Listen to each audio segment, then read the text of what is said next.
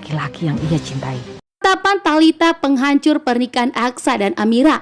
Sementara Jaki, Dr. Lana dan Damar dalam bahaya saat ini terjebak dalam kebakaran.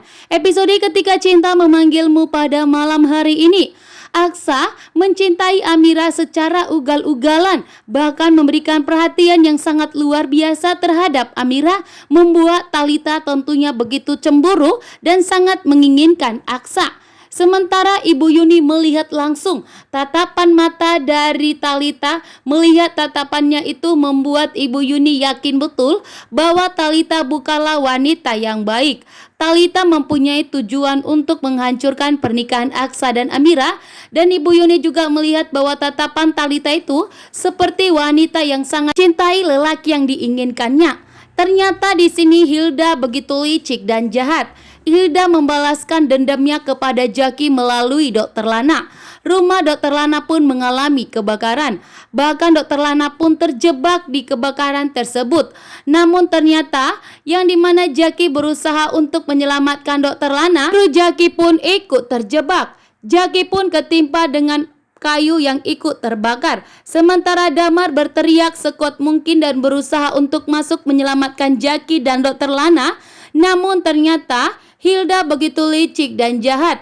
Hilda pun langsung memukul Damar dari belakang sampai Damar pun terjatuh dan pingsan. Hilda tidak akan membiarkan Jaki hidup bahagia dengan Dr. Lana.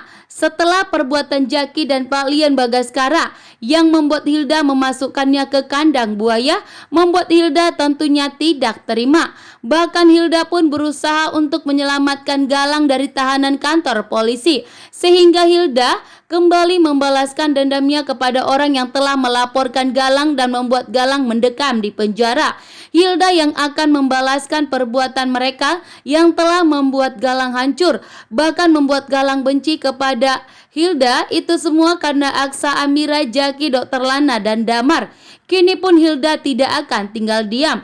Hilda pun kembali memberikan teroran kepada Aksa dan Amira. Sementara Ibu Yuni jaga dan waspada untuk menjaga Sasa dan Dirga.